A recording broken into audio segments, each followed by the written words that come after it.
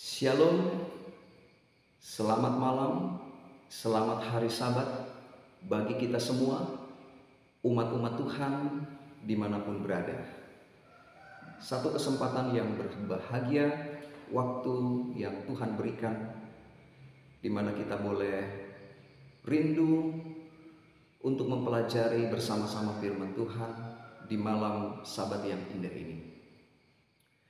Di mana saya akan membagikan firman Tuhan, pekabaran yang boleh membawa saudara dan saya untuk lebih dekat dan setia kepada Tuhan. Saya beri judul renungan malam ini, bertumbuh dalam Kristus. Bertumbuh dalam Kristus. Kita tahu bahwa satu pertumbuhan itu mengalami satu proses, dari mulai benih, lalu dia tumbuh, terus bertumbuh, sampai kepada berbuah. Ya, dalam proses itulah kita harus merawat, memperhatikan semua apa yang menjadi kebutuhan daripada apa yang kita tanam itu. Demikian juga halnya iman rohani kita, ya. Tanpa pertumbuhan, kelahiran tidak memiliki makna atau maksud atau masa depan. Pertumbuhan rohani menuntut adanya pemberian makanan yang tepat, lingkungan, pemeliharaan, olahraga, pendidikan, latihan, dan kehidupan yang memiliki tujuan. Tentunya saudara dan saya adalah manusia lama, ya. Tetapi kita boleh mau belajar untuk bertumbuh di dalam Kristus. Kita belajar kepada Kristus sendiri yang adalah Tuhan dan Juru Selamat saudara dan saya. Kolose 1 ayat 13 dan 14, oleh kematian Yesus Kristus kita memiliki penebusan, pengampunan dosa. Kolose 2 ayat 13. Roma 8 ayat 1. Oleh kematian Yesus Kristus kita bebas dari penghukuman. Roma 6 ayat 23. Oleh kematian Yesus Kristus kita bebas dari kematian kekal. 1 Yohanes 7, 1 Yohanes 1 ayat yang ketujuh. Darah Yesus menyucikan dari segala dosa. Ya, bagaimana saudara dan saya yang seharusnya binasa, yang seharusnya mati kekal, tapi Yesus ambil alih di dalam kematiannya. Roma 8 ayat 14,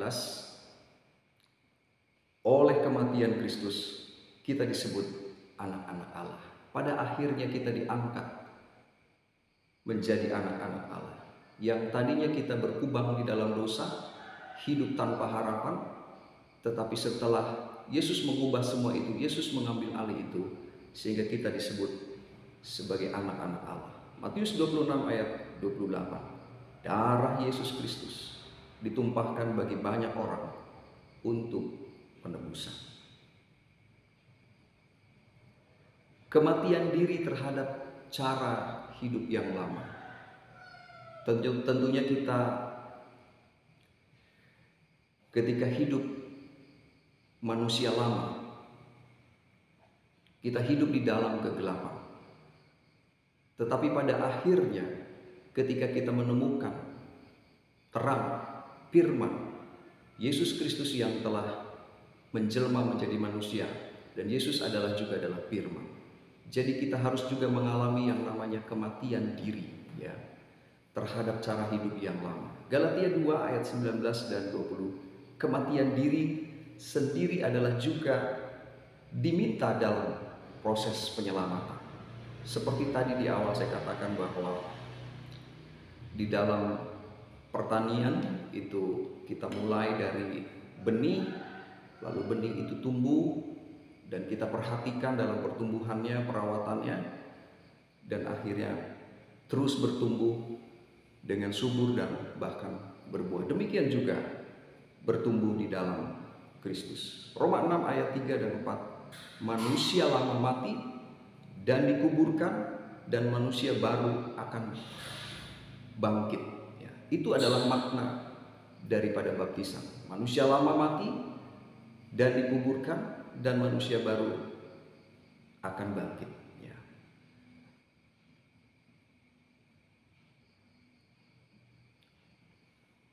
Yohanes 12 ayat 24. Kematian harus terjadi agar muncul buah-buah yang banyak. Kita lihat dari benih pun demikian, ya. Kita melihat bagaimana benih itu ditanam sehingga benih itu menjadi mati, lalu ada pertumbuhan yang baru. 2 Korintus 5 ayat 17, manusia lama telah berlalu dan manusia baru muncul. Kolose 3 ayat 9 dan 10, manusia lama ditinggalkan dan mengenakan manusia baru yang terus menerus diperbaharui seumur hidup kita. Ya. Di sini kita melihat bahwa tanda-tanda bertumbuh di dalam Kristus. Saya sebutkan 7S, ya. Ada 7S, bahwa ketika kita melihat tanda-tanda ini, kita mengalami sendiri di dalamnya, berarti kita menuju ke arah kesempurnaan di dalam Tuhan. Saudara dan saya tentunya punya banyak cacat celah, manusia lama, ya. Tapi bagaimana kita mau bertumbuh di dalam Kristus? Apa saja 7S di sini? Yang pertama, 7S yang pertama adalah suatu kehidupan penuh roh, ya. Suatu kehidupan penuh roh. Yohanes 3 ayat 5, kehidupan yang menerima baptisan air dan baptisan roh. Kehidupan yang dituntun oleh roh. Jadi awal mula kita dalam mengalami pertumbuhan iman rohani ketika kita belajar tentang Tuhan. Dan saya rasa hidup ini semua adalah tentang Tuhan, ya. Tentang kasih-Nya yang begitu besar kepada saudara dan saya. Yohanes 16 ayat 8 sampai dengan 10, nanti saudara buka di rumah untuk lengkapnya. Jadi roh menginsapkan dunia akan dosa, kebenaran, dan penghakiman. Yohanes 14 ayat 17, Yohanes 16 ayat yang ke-13. Roma 8 ayat 14, Roh Kudus menjadikan kita anak-anak Allah. Jadi pertobatan itu seumur hidup saudara, ya. Dari hari ke hari kita memerlukan pertobatan, dan Roh Kudus itulah yang selalu mengingatkan kita untuk bertumbuh di dalam Kristus. 2 Korintus 3 ayat 17 dan 18, Roh merubah kita menjadi serupa dengan gambar Allah. Karakter Allah terpancar di dalam kehidupan saudara dan saya. Dan Galatia 5 ayat 22 dan 23, ini buah Roh Kudus akan menghidupkan buah-buah Roh Allah di dalam kehidupan baru. Jadi ketika kita melangkah dalam hidup baru, disitulah buah Roh Kudus kita akan melakukannya, menghidupkannya. Dan S yang kedua, suatu kehidupan kasih dan persatuan. 2 Korintus 5 ayat 18, melalui Kristus kita telah diperdamaikan dengan Allah. Oh puji Tuhan, ya. Kehidupan yang dipenuhi dengan oleh kasih dan perdamaian membuat hati kita lega, membuat hati kita tenang, oleh karena dosa kita telah diampun. Kita bukan lagi hidup di dalam kehidupan lama, tetapi kita hidup di kehidupan yang baru, bertumbuh di dalam Kristus. Yesaya 59 ayat 2, dosa telah memisahkan kita dari Allah. Dosa itulah yang menjadi pemisah antara kita dengan Bapa. Tapi Yesus menjembataninya dengan salibnya yang luar biasa dahsyatnya. Kasih sayangnya untuk saudara dan saya. Yohanes 17 ayat 21, menjadi satu dengan semua umat tebusan. Kita semua adalah umat tebusan Tuhan. Matius 22 ayat 37 sampai dengan ayat yang ke-40. Mengasihi Allah dan mengasihi sesama manusia dengan segenap hati, jiwa, dan akal. Yang pertama dari hati, ya. Jiwa, yang kedua dan akal budi. S yang ketiga adalah suatu kehidupan belajar. Matius 4 ayat 4. Manusia hidup dari setiap firman yang keluar dari mulut Allah. Jadi bukan hanya kebutuhan jasmani saja, itu penting. Tetapi ada yang lebih penting adalah kehidupan roh, kehidupan firman. Firman yang kita setiap hari pelajari, firman yang setiap hari kita masukkan ke dalam kehidupan kita. Dua sumber untuk mendapatkan makanan rohani, hubungan yang erat dengan Tuhan melalui mempelajari sabdanya dan kehidupan yang penuh doa. Mazmur 119 ayat 11, firman Tuhan disimpan di dalam hati. 2 Timotius 3 ayat 16, firman Tuhan berguna bagi kehidupan saudara dan saya. S yang keempat, suatu kehidupan penuh dengan doa. Suatu kehidupan doa. Ya. Pena inspirasi di dalam bukunya Testimonies for the Church, jilid yang kedua halaman 313 katakan, adalah salah satu dari tugas-tugas yang paling penting. Tanpa itu kita tidak dapat mempertahankan perjalanan Kristiani. Doa itu mengangkat, menguatkan, dan membuat lebih mulia. Itu berarti jiwa berbicara dengan Allah. Luar biasa, saudara. Ya, pena inspirasi ini untuk bertekun di dalam doa. Tetaplah berdoa. Efesus 6 ayat 18, kehidupan yang penuh dengan doa. Rasul Paulus lagi menuliskannya. 1 Tesalonika 5 ayat 17. Tetaplah berdoa. Jadi S yang keempat adalah suatu kehidupan doa atau penuh dengan doa. S yang kelima, suatu kehidupan yang menghasilkan buah. Suatu kehidupan yang menghasilkan buah. Matius 3 ayat 8, hasilkan buah-buah sesuai pertobatan. Kehidupan yang menghasilkan buah. Jadi setelah kita berada di dalam Kristus, bertumbuh di dalam Kristus, S yang kelima ini, kita menghasilkan buah. Kita menjadi berkat bagi banyak orang. Kita memantulkan tabiat karakter Tuhan di dalam kehidupan sehari-hari kita. Matius 7 ayat 20, buah-buah yang benar akan dihasilkan oleh orang yang bertumbuh di dalam Kristus. Yakobus 2 ayat 17, iman menghasilkan perbuatan yang benar. Iman tanpa perbuatan yang benar adalah mati. Yohanes 14 ayat 15 katakan, jikalau kita mengasihi Yesus, kita akan menuruti perintahnya. Jadi kalau kita sudah mengasihi Yesus, menerima Yesus sebagai Tuhan dan Juru Selamat, dengan otomatis perintahnya itu pun kita akan lakukan. Ya. Yohanes 15 ayat 4, dengan tinggal di dalam Yesus, maka kita akan berbuah banyak. Jadi menyatu dengan Kristus, itulah yang akan memampukan kita menjalani kehidupan baru setiap hari. Itulah juga adalah baptisan Roh Kudus.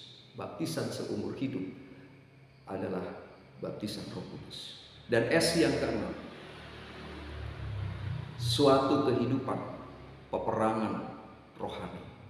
Efesus 6 ayat 12, kehidupan yang bertumbuh adalah kehidupan yang mengalami peperangan rohani. Jadi ingat saudara, Rasul Paulus juga menuliskan bahwa musuh kita itu bukan sesama kita, ya, tetapi penghulu-penghulu kegelapan, roh-roh yang ada di udara, roh-roh setan, roh jahat, ya, pemerintah-pemerintah, itulah musuh kita, ya. Jadi kehidupan yang bertumbuh adalah kehidupan yang mengalami peperangan rohani. Wahyu 12 ayat 17, bahwa setan marah kepada mereka yang menuruti perintah Allah. Inilah di mana kita sebagai umat Tuhan, sebagai umat pilihannya, terus-menerus selalu ada saja yang namanya problema atau masalah-masalah yang kedengarannya miris, kedengarannya mengerikan, yang mengaku umat Tuhan. Karena memang setan bekerja luar biasa, apalagi menjelang kedatangan Yesus yang sudah tidak lama lagi ini. 1 Petrus 5 ayat 8, iblis mengintai manusia seperti singa yang lapar. Jadi jangan lengah saudara, bahwa setan itu bekerja 24 jam, ya, terus-menerus menggoda kita untuk kita dituntun kembali kepada kehidupan yang lama. Dan yang terakhir, yang terakhir, suatu kehidupan beribadah, bersaksi, dan pengharapan. Yohanes 20 ayat 21 katakan, Yesus mengutus kita untuk mengabarkan Injil keselamatan kepada banyak orang. Ini adalah perintah yang maha agung, perintah Yesus sendiri. Matius 28 ayat 19 dan 20. Pergilah, ya. Pergilah sebagaimana tema kita tahun ini. Kita menjadi saksinya Tuhan, menginjil, membagikan kasih Kristus. Itu juga yang akan membawa kepada pertumbuhan di dalam Kristus. Jadi hidup yang bertumbuh dalam peribadatan, bersaksi, dan pengharapan. Ibrani 10 ayat 24 dan 25. Hidup yang bertumbuh adalah hidup yang beribadah kepada Tuhan. Dan yang terakhir, 1 Tesalonika 5 ayat 23. Roh, jiwa, dan tubuh sempurna dengan tak bercacat pada kedatangan Yesus yang kali kedua. Inilah yang bisa saya sampaikan, 7S tadi. 7S yang pertama adalah suatu kehidupan penuh roh. Yang kedua, suatu kehidupan kasih dan persatuan. Yang ketiga, suatu kehidupan belajar. Yang keempat, suatu kehidupan penuh doa. Yang kelima, suatu kehidupan yang menghasilkan buah. Yang keenam, suatu kehidupan peperangan rohani. Dan yang ketujuh, suatu kehidupan ibadah, bersaksi, dan pengharapan. Mari saat ini dan untuk seterusnya kita bertumbuh di dalam Kristus. Keselamatan hanya ada di dalam nama Tuhan kita, Yesus Kristus. Terus bertumbuh, sehingga roh, jiwa, dan tubuh sempurna dengan tak bercacat pada kedatangan Yesus. Inilah yang bisa saya bagikan. Saudara, untuk lengkapnya itu ada di bab 11 doktrin kita, ya, di dalam buku 28 doktrin. Saudara boleh ulang kembali, mengingat kembali bagaimana bertumbuh di dalam Kristus sehingga kita mencapai kesempurnaan oleh karena Tuhan yang memberikan kesanggupan kepada saudara dan saya untuk terus hidup baru.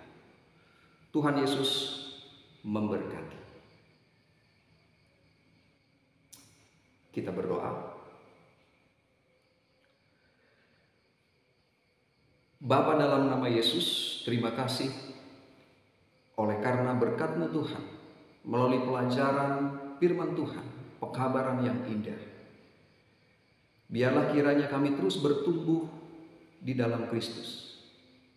Tuhan, tolong kami, karena kami seringkali menuruti kedagingan kami. Kami ingin hidup di dalam Roh Kudus-Mu Tuhan, dan kami akan terus-menerus dibaptis oleh Roh Kudus seumur hidup setiap hari. Terima kasih Bapa, biarlah firman-Mu ini tidak berlalu begitu saja. Tanamkan di hati dan pikiran kami, dan kami boleh menghasilkan buah. Dan banyak jiwa-jiwa yang datang kepada Tuhan melalui kehidupan kami.